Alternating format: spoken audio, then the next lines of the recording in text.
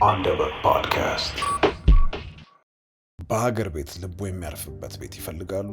ባለፉት ጥቂት ዓመታት ከ10 በላይ ህንፃዎችን ገንብቶ ያስረከበ ሲሆን በላፍቶ፣ በአጠና ተራ፣ በለቡ፣ በአያት የሚገኙ ሳይቶቹ ከብዙ ጥቂቶቹ ተጠቃሾቹ ናቸው። በአሁኑ ሰዓት ከ15 የሚበልጡ ሳይቶችን እየገነባ ያለ በተመጣጣኝ ዋጋ አቅራቢነቱ እውቅናን ያተረፈ ቴምር ፕሮፐርቲስ በ35% ቅናሽ በሳር ቤት፣ በአዋሬ እና በገላን የመኖሪያና የንግድ ቦታዎች በመሸጥ ላይ ይገኛል። ለታማኝነቱ የተመሰከረለት፣ በቅልጥፍናው ጥርስ የነቀለ፣ በጥራቱም ቢሆን የማይደራደር ቴምር ፕሮፐርቲስ። ማየት ማመን ነው። አሁኑኑ ይደውሉ። አንደበት ፖድካስት። ሰላም ከአንደበት ፖድካስት እንዴት ናችሁ? ተመልሰናል በሶሎ ቪዲዮ ድጋሚ። ያው በዓል ምናምን ስለሆነ ገስቶቻችን እስኪመጡ በሶሎ ቪዲዮ ፈታ እንበል ብለን ነው። የተለያየ ሀሳቦችን እዚህ ቪዲዮ ላይ የመጣና እንሸራሽራለን። እስቲ እንድሰራላችሁ የምትፈልጉትንም ጻፉልኝ። ስለተለያየ ነገር ያው ማውራት ደስ ይለኛል እዚህ ፖድካስት ላይ። ዛሬ እንድናወራ የምፈልገው ስለ ጃፓኒዝ ፊሎሶፊ ነው። የተለያየ አይነት ካልቸር ማዳመጥ፣ ማንበብ፣ ማየት ምናምን በጣም ደስ ይለኛል። ግን በቃ በጣም እርግጠኛ ሆኜ ከሁሉም ካልቸር የሳበኝ ያለው ሰሞኑን የጃፓኒዝ ካልቸር ነው። የጃፓኒዝ ካልቸር የተለያየ አይነት ፊሎሶፊ ያላቸው ስፔሻሊ ዴር ፊሎሶፊ በጣም ነው የምወደው እና እየተሳብኩ ነው ሳላውቀው ቀስ በቀስ የቆየ ኤንሸንት የሚባሉ ትራዲሽናቸውን ባነበብኩ ባጠናው ቁጥር የሆነ አስተሳሰባቸው ለረጅም ዓመታት ያስተምሩት የነበረ ነገር ሳሙራይ ሊሆን ይችላል፣ ስለ ዊዝደማቸው ሊሆን ይችላል። በቃ አዲስ ፐርስፔክቲቭ ይዤ ነው የምወጣው ብዙ ጊዜ እና እሱም መጥቼ እዚህ ጋር ሼር ላድርጋችሁ ብዬ ነው። በጣም የማደንቀው ፊሎሶፊያቸው ነው፣ የጃፓኒዝ ፊሎሶፊያቸው። ይሄ በጣም ወደው ለምንድን ነው በአጭሩ ለመግለጽ ይሁን አይገፋችሁም እንድትቸኩሉ፣ ነገሮችን በችኮላ እንድታደርጉ የሚገፋችሁ አይደለም። ራሳችሁን ፕሩቭ ለማድረግ እኔ የተሻልኩ ነኝ፣ እኔ እበልጣለሁ፣ እኔ ሀብታም ነኝ ምናምን የሚለውን ነገር እንድታሳዩ አይደለም። ብዙ ጊዜ ፕሩቭ እንድታደርጉ አይገፋፏችሁም። ወይንም ደግሞ ኮምፒት እንድታደርጉ በቃ የፉክክር ዓለም ውስጥ እንድትገቡ ኤንድለስሊ የማይቆም ፉክክር አለ አይደል? እዛ ውስጥ እንድትገቡ ብዙ ጊዜ አይገፋፏችሁም። እንደውም የሚያስተምሯችሁ ጥሩ ህይወት፣ የተረጋጋ ህይወት እንዴት መኖር እንደምትችሉ ነው። ቀስ ያለ ህይወት ኢንቴንሽናሊ አስባችሁ እንዴት መኖር እንደምትችሉ ነው ፊሎሶፊያቸው ብዙ ጊዜ የሚያሳየው። ለጊዜ ያላቸው እይታ፣ ጥረት ማለት ምንድን ነው፣ ፐርፌክት አለመሆን፣ ኢምፐርፌክሽን የሚለውን ሀሳብ በጣም ያብላሉታል ፊሎሶፊያቸው ላይ። በቃ የተለያየ ነገር ነው የሚያነሱት። ግን ዛሬ 5 የምወዳቸውን የጃፓኒዝ ፊሎሶፊ ትልቅ ኢምፓክት ያመጣሉ ህይወታችሁ ላይ ብዬ ማስበውን ነገር ነው፣ ማስበውን ፊሎሶፊ ነው ማወራላችሁ። ይሄ አብስትራክት የሆነ አይዲያ አይደለም። ይሄ ውስብስብ ያለ ፊሎሶፊ አይደለም። በቃ ፕሪንሲፕሉን ህይወታችሁ ላይ ልታውሉት የምትችሉ ነው። በቃ ስትኖሩ እዚህ ምድር ላይ ልታውሉት የምትችሉት 5 ፊሎሶፊ ነው የምናወራው። እንጀምራለን። የመጀመሪያው ሻውሺን ቢጊነርስ ማይንድ ማለት ነው። በጣም የምወደው ፊሎሶፊ ነው። ሻውሺን የሚለው ሀሳብ ምንድን ነው? ህይወትን በጀማሪ አይምሮ ማየት ወይንም አፕሮች ማድረግ ማለት ነው። በአጭሩ ይህንን ፊሎሶፊ ስገልጸው በቃ ኪሪየስ የማወቅ ጉጉታችን መጥፋት የለበትም ነው። ኦፕን መሆን አለብን ነገሮችን ለማወቅ። በቃ ፈቃደኛ መሆን አለብን ለመማር። ብናቀውም ነው ደግሞ የሚሉት። በጣም የሚገርመው ነገር ነገሮችንም ብናቀው በቃ ኪሪየስ ሆነን በዛው መቀጠል አለብን። ችግሩ ምንድን ነው? ኤክስፒሪየንስ ማድረግ፣ ነገሮችን ማወቅ ኢጓችንን ያመጣዋል። ኢጓችንን ከፍ እያደረገው ነው የሚሄደው እና ያ ትልቅ በጣም መጥፎ ነገር አለው። ነገሮችን በቃ አውቃለሁ ብለን ዘግተን ቁጭ እንላለን። የዛኔ ነው ይሄ እድገት የሚባለው ነገር የሚቀዘቅዘው ወይንም በቃ ስሎው ዳውን እያደረገ የሚመጣው። ትልቅ ችግር ነው። ለዚህ አሪፍ ኤግዛምፕል ሊሆን የሚችለው ስለ ህፃናት ማሰብ እንችላለን። እስቲ ህፃናት እንዴት እንደሚማሩ ልብ እንበል። ጥያቄ ይጠይቃሉ። በቃ አታውቁም ምናምን የሚባለውን ነገር ምንም ነገር አይፈሩትም። የሆነ ነገር ሞክረው ፌል ቢያደርጉ ድጋሚ ሞክሩታል። ይሄ ኦቨርቲንክ አያደርጉትም መውደቃቸውን። በጣም ደስ የሚሉት እዛ ጋ ነው። ይሄ ነው በአጭሩ ሾውሽን ማለት። የሾውሽን ሀሳብ ይሄ ነው። በቃ ኪሪየስ መሆን፣ ኦፕን መሆን፣ ለማወቅ መጣር፣ አእምሯችንን አለመዝጋት ነው። ግን አሁን እዚህ ያለው ነገር ችግሩ፣ ትልቁ ችግር ምንድን ነው? አንድ ሰው በቃ ሲያድግ ጥያቄ መጠየቅ ያቆማል። አፕዝቱን ነው የሚሆነው። ይሄ ኤክስፒሪየንስ የላችሁ መባሉን በጣም እንፈራዋለን። አዲስ ነገር መሞከር በጣም እንፈራለን። ፌል ማድረግ፣ ነገሮችን ሞክሮ ካልተሳካልን በጣም እንፈራዋለን እሱን እና በቃ በጊዜ ሂደት ራሳችን እየዘጋን እንመጣለን ከመማር ማለት ነው። ቢጊነርስ ማይንድ የሚለው ነገር በቃ ነገሮችን በፍጥነት እንድንማር ነው የሚያደርገን። ምክንያቱም ኪሪየስ ነን፣ መውደቅን ፌል ማድረግን አንፈራም። በቃ ፕሬሩ ለስ እየሆነ እየቀነሰ ነው የሚመጣው። ፕሬሩ ብዙም አይጎዳንም። ያንን ነገር መቀበል ስንጀምር በቃ መማር የምንጀምረው የዛኔ ነው። ስንሳሳት ፐርሰናል አናደርገውም።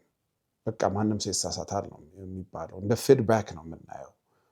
ይሄ እንደ ኮንስትራክቲቭ ክሪቲሲዝም ነው የምናየው ስንሳሳት ራሱ። እና ሾውሽንን በተለያየ መንገድ ፕራክቲስ ማድረግ ይቻላል። በቀላሉ ከምናወራው ይልቅ ብዙ ማዳመጥ ነው የሚሉት የመጀመሪያው ሾውሽንን ኤክስፔሪንስ ለማድረግ። ነገሮችን መጠየቅ የምናውቀው ቢመስለንም። ሁለተኛው የሾውሽን ኤክስፔሪንስ እንደዚህ ነው ልንለማመደው የምንችለው። ሶስተኛው አዳዲስ ስኪሎች መሞከር፣ አዳዲስ ነገሮች በቃ ከምናውቀው ነገር ውጪ ፈጣን የሆነ ሪዛልት መጠበቅ አቁመን የቶሎ መቻሉ ምናምን ትተን መለማመድ፣ አዲስ ነገር፣ አዲስ ስኪል። በጣም ነው ይህንን ነገር የሚያበረታተው የፊሎሶፊ።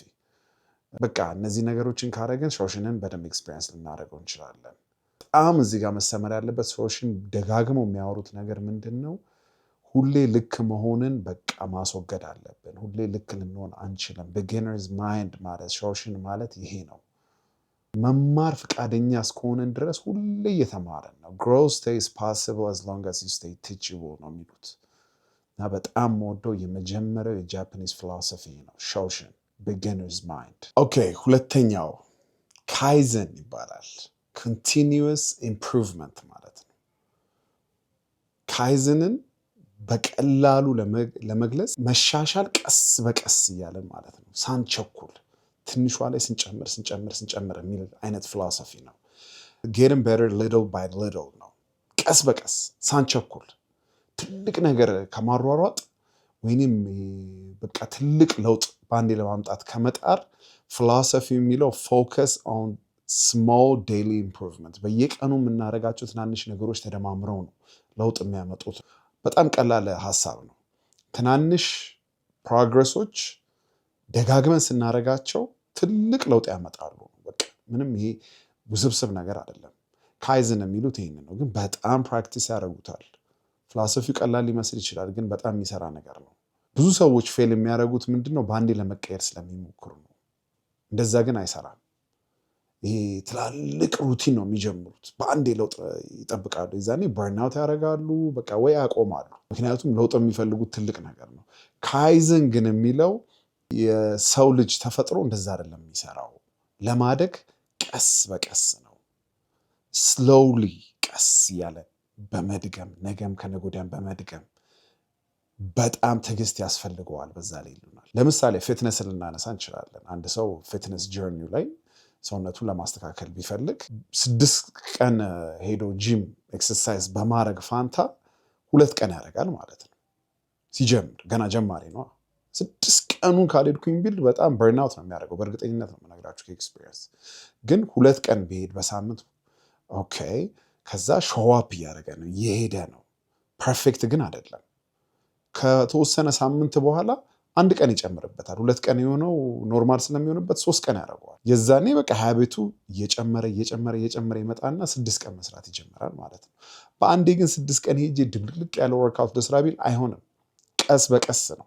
እንደ ማንኛውም ነገር እኛም ቀስ በቀስ እንዳደግን ሁሉ ነገራችን ኔቸር ራሱ ይነግረናል። ቀስ እያለን ሁሉ ነገር አይደለ፣ በአንዴ አይደለም። እሱን ነው ካይዘን ብለው ወደ ፊሎሶፊ የቀየሩት። ኮንቲኒዩስ ኢምፕሩቭመንት የሚሉት ለዛ ነው። የማያቋርጥ ኢምፕሩቭመንት ነው። ይሄ ትምህርት ላይ ሊሆን ይችላል፣ የሆነ ነገር መማር ስንፈልግ ሊሆን ይችላል፣ ስራ ላይ ሊሆን ይችላል፣ ራሳችንን መግዛት ሰልፍ ዲስፕሊን ላይ ሊሆን ይችላል። የተለያየ ነገር ላይ ልናውለው የምንችለው ፊሎሶፊ ነው። ካይዘን የሚባለውን ፊሎሶፊ እንዴት አፕላይ ማድረግ እንችላለን የሚለው ጋር ደግሞ እንሂድበት። የመጀመሪያው ምንድነው? ራሳችንን መጠየቅ ያለብን ትንሽዬ ኢምፕሩቭመንት ህይወቴ ላይ ላረግ የምችለው በየቀኑ ምንድን ነው? በጣም ቀላል የሆነ ነገር ግን በየቀኑ ላረገው የምችለው ነገር ምንድን ነው ብለን ራሳችንን መጠየቅ አለብን።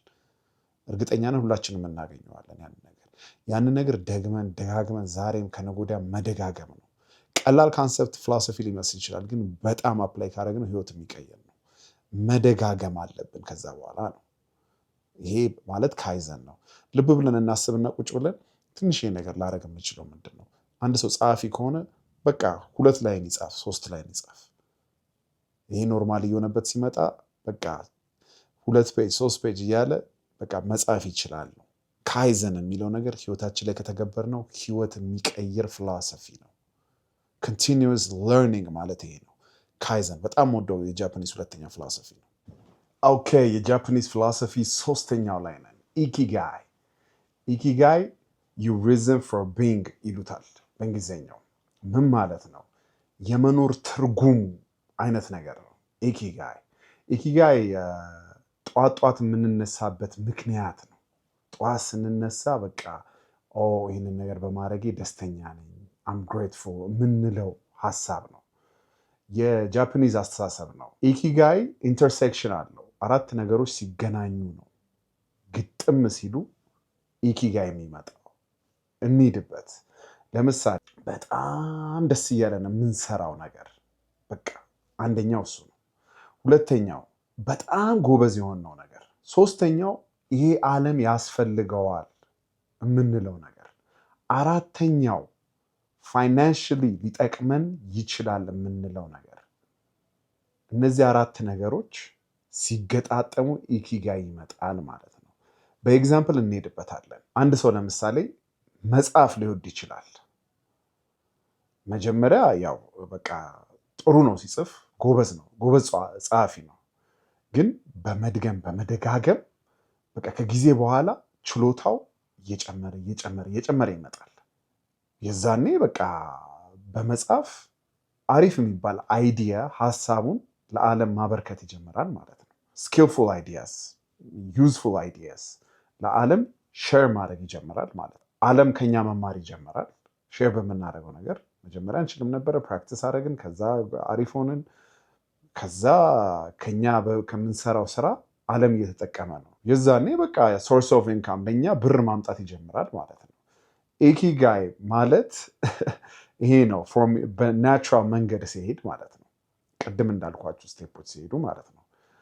ብዙ ሰዎች ይሄ ስሜት አይሰማቸውም። የመጥፋት ስሜት፣ ብርን ማሳደድ፣ ፓሽናቸውን ብቻ ማሳደድ ላይ ሊሆኑ ይችላሉ። ግን እሱ ብቻ አይሰራም ነው የሚለን ኢኪጋይ። እነዚህ ነገሮች ኢንተርሴክት ሲያደርጉ ሲገጣጠሙ ነው ኢኪጋይ የሚመጣው። እነዚህ ነገሮች ባላንስ ማድረግ አለብን። ባላንስ ካላደረግን አይመጣም። ይሄ ማለት ስራችንን እናቆም ማለት አይደለም። ነገር እንደዛ እያልኩኝ አይደለም። ልብ ልንለው ይገባል። ኤነርጃይዝ በቃ ኤነርጂ የሚሰጠን ህይወታችን ላይ ሚኒንግ የሚሰጠንን ነገር ልብ ብለን ፈልገን ማግኘት አለብን። እሱን ነገር አግኝተን ሲከፈለን ነገሮቹ ሲገጣጠሙ አሁን ያልኳችሁ ነገሮች ኢኪጋይ ይባላል። ይህም በቀላሉ አፕላይ ለማድረግ ራሳችንን ጥያቄ መጠየቅ አለብን። በየቀኑ በቃ በጣም የሚያረካኝ ነገር ሳረገው መኖሬን አፕሪሺየት የማረገው ነገር ምንድን ነው ብለን መጠየቅ አለብን። እንደ ቅድሙ ቁጭ ብለን ከዛ ነው የምንጀምረው። አንዳንድ ክሎች ይመጡልናል፣ ሀሳቦች ብልጭ ብልጭ ይሉናል። ከጊዜ ሂደት በኋላ ያ ሀሳብ ይዞን ይሄዳል። የሆነ ፐርፐዝ የሚባለውን ነገር እንድናገኝ እሱን እያደረግን ለዓለም እየሰጠን ጥሩ ሆነን ጎበዝ ሆነን ከዛ በኋላ ሲከፈለን ኢኪጋይ ይባላል። አንድ ነገር ብቻ አይደለም፣ ብሩን ብቻ ማሳደድ ወይንም ይሄ ፐርፐዝ ብቻ ማለት አይደለም። እነዚህ ነገሮች መገጣጠም አለባቸው ነው የሚለን ኢኪጋይ። በጣም ያው የታወቀ ነው። ኢኪጋይ የሚልም መጽሐፍ አለ። በጣም መዘንጋት የሌለበት 4ቱም ነገሮች አንድ ላይ ኢንተርሴክት ማድረግ አለባቸው። ባላንሳቸውን ማግኘት አለባቸው። በጣም ኢንጆይ የምናደርገው ነገር ምንድን ነው? ስንሰራው ጎበዝ የሆንበት ነገር ምንድን ነው? ይሄ ምድር ለዚህ ለህብረተሰቡ ልናደርገው የምንችለው ነገር ወይንም የሚፈልገው ነገር ምንድን ነው? እሱ የሚለው አለ። ከዛ በኋላ ደግሞ ይከፈለናል ማለት ነው። ፋይናንሽሊ ሰፖርት ያደርገናል ያ ነገር። እነዚህ ነገሮች ሲገጣጠሙ ነው ኢኪጋይ የሚሉት ፊሎሶፊ ያላቸው። በጣም ሰፊ ነው። ያጠራ አድርጌ ነው የነገርኳቸው። ኢኪጋይ የሚለው መጽሐፍ ብታነቡት ደግሞ ሞር የሚሰጣቸው ሀሳብ አለ። በጣም ግን የምወደው ፊሎሶፊ ነው የጃፓኒዝ ፊሎሶፊ። ሶስተኛው ይሄ ነው። ኦኬ፣ አራተኛው የጃፓኒዝ ፊሎሶፊ ላይ ነን። አራተኛው ኦባያቶሪ ይባላል። ኦባያቶሪ ማለት ዱ ናት ኮምፔር ዩርሰልፍ ቱ ኦዘርስ የሚሉት ፊሎሶፊ ነው። ይሄ በእኛም እናውቀዋለን፣ ግን እነሱ በደንብ አድርገው ነው በቃ ፕራክቲስ የሚያደርጉት። ደስ የሚል ለዛ ነው። ዝም ብሎ አይደለም። የሌላ ሀገር ካልቸር ፊሎሶፊ እንትን ስንል የተባለ ነገር ይመስለናል፣ ግን በደንብ አድርገው ፕራክቲስ ስለሚያደርጉት ለመተግበር ይቀልናል ማለት ነው። ኦባያቶሪ ማለት ራስን ከሰው ጋር አትፎካከር ወይ ኮምፔር አታርግ፣ አታነጻጽር ነው። በጣም ደስ የሚል አይዲያ ነው። የራስ ፓድ ላይ የራስ መንገድ ላይ ሁን ነው። ሌላ ውስጥ አትግባ። ብዙ ጊዜ ደስ የሚለኝ ፊሎሶፊያቸው ከኔቸር ጋር ያገናኙታል። ኔቸር ያው ፓወርፉል ነው። ኔቸርን ይከቱበታል። እና እዚህ ጋር ኦባያቶሪ የሚሉትን ፊሎሶፊ የሚከቱት ከዛፎች ጋር ነው። የተለያየ አይነት ዛፎች አሉ። የቼሪ፣ የፕለም፣ የፒች፣ የአፕሪካት የተለያዩ አይነት ፍሩት የሚያፈሩ ዛፎች አሉ። እነዚህ አሁን የጠቀስኩላችሁ ቼሪው፣ ፕለሙ፣ ፒቹ፣ አፕሪካቱ በተለያየ ሲዝን ነው ብሉም የሚያብቡት። እንግዲህ አስቡት። የትኞቹም ረሽ አያደርጉም፣ አይቸኩሉም። የትኞቹም እርስ በርስ ኮምፔር ኦብቪየስ ላይ አይደረጉም፣ ሰው ስላልሆኑ በቃ ዝም ብለው ነው የሚያድጉት በራሳቸው ሲዝን በራሳቸው ጊዜ። ስለዚህ ኔቸር ይሄንን ነው እንግዲህ የሚያሳየን አይደለም። ኮምፔር ስናደርግ ፊሎሶፊው የሚለን ምንድን ነው? በቃ ሰላማችንን ይነጥቀናል ቀስ በቀስ። ኮንሲስተንትሊ ሜዥር የምናደርገው ህይወታችንን ከሌላ ሰው ጋር ነው። የራሳችንን እድገት ማየት እናቆማለን። ይዛኔ እድገታችንን ካላየን ደግሞ በቃ ደስታችን እየተነጠቀ ነው። ወደኋላ የቀረን ስሜት ይሰማናል። በቂ ያልሆነ ስሜት ይሰማናል። ጥሩ ነገሩ ላይ እያደረግን ማለት ነው። ምክንያቱም ኮምፔር እያደረግን ነው ከሌላ ሰው ጋር። ሁሌ ከኛ የሚሻል ስላለ በቃ አሪፍ ልንሆን አንችልም። አሁን ደግሞ ባለንበት ዓለም ደግሞ አስቡት፣ ሶሻል ሚዲያ አለ። በቃ ኮምፔር መደራረግ ነው ሃይላይቱ። አንዱ እዛ ጋ ነው፣ አንዱ እዛ ጋ ነው። አንዱ አሪፍ ብር ሰርቷል፣ አንዱ እንደዚህ ነው። በቃ ኮምፔር መደራረግን ጨምሮታል ወደ ላይ። የሰውን እድገት ወይንም ሰክሰስ በፍጥነት ነው እያየን ያለው። እርን ሞር ነው፣ ብር ቶሎ ቶሎ እርን ማድረግ ነው። ያኛው በጣም ቶሎ ቶሎ ብር እያገኘ ነው፣ እኛ ጋር ቀስ ብሎ ሊሆን ይችላል። የዛኔ በጣም ኮምፔር ስናደርግ እራሳችንን የኛን ጀርኒ የኛን ሂደት በጣም መጠራጠር እንጀምራለን። ግን አናቅም። የሰዎችን እኮ ሙሉ ታሪክ እኮ ፉል ስቶሪያቸውን እኮ አናቅም። ከሁሉም በላይ ደግሞ የእነሱ ፓት ይለያል፣ መንገዳቸው የኛ አይደለም። ዳትስ ዴር ፓት። አጀማመራችንስ እንዴት ነው?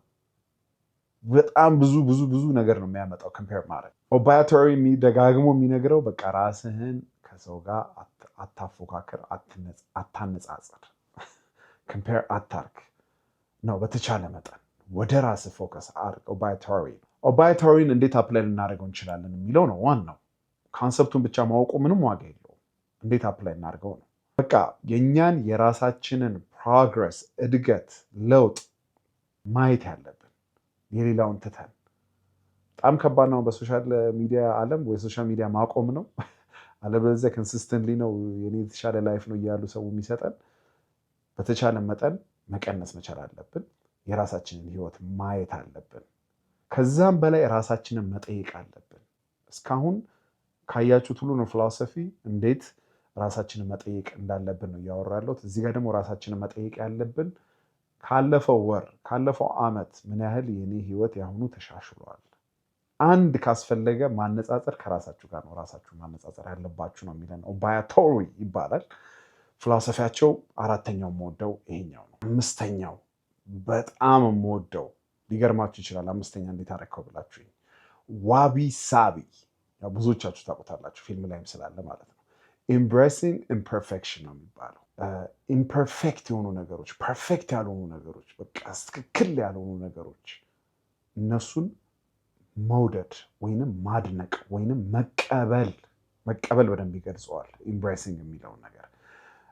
ዋቢ ሳቢ የሚባለው ፊሎሶፊ ህይወትን እንደሆነው መቀበል ነው፣ እንደተሰጠን መቀበል ነው። ከሪያሊቲ ጋር ከእውነታ ጋር አንጋጭም። የዛኔ ነው ምንም ነገር እንከን የሌለው ነገር ለዘላለም ሊቆይ አይችልም። ያለ እንከን በቃ ፐርፌክት እንደሆነ ፍሎለስ እንደሆነ ሊቆይ አይችልም ነው የሚለን ፊሎሶፊ ዋቢ ሳቢ። ካወቃችሁ በጃፓኒዝ ፊሎሶፊ የጃፓኒዝ እንትን አለ በጣም የሚታወቅ የሆነ ቦል የሚይዙበት ቦል ክራክ ሲያደርግ ወይ ሲሰበር በደንብ እንዴት ፊክስ እንደሚያደርጉት ያው ይታወቃል በጃፓኒዝ ፊሎሶፊ። ወይ በወርቅ ወይ በምናምንም ይሰሩታል ላዩን እና ክራክ የተደረገና የተሰበረውን ነገር በቃ ቦታ ይሰጠዋል። ክራክ ያደረገ ካፕ ሊሆን ይችላል፣ የምንጠጣበት ቦል ሊሆን ይችላል፣ ፌድ ያደረገ ፋብሪክ ሊሆን ይችላል፣ ልብሱ ፌድ ያደረገ የተጨማደደ ስኪን ሊሆን ይችላል፣ ቨርጅን የመጣ ወይ ደግሞ ስካር ሊሆን ይችላል፣ የተቀደደ ወይ የተሰፋ ወይ የተቃጠለ ስካር ሊሆን ይችላል፣ የበፊት ስካር ማለት ነው። እነዚህ ነገሮች ስህተቶች አይደሉም፣ ወይንም የመውደቅ ምልክቶች አይደሉም፣ የመኖራችን ምልክቶች ናቸው። they're a sign of life being lived ነው እያሉ ነው ያሉት።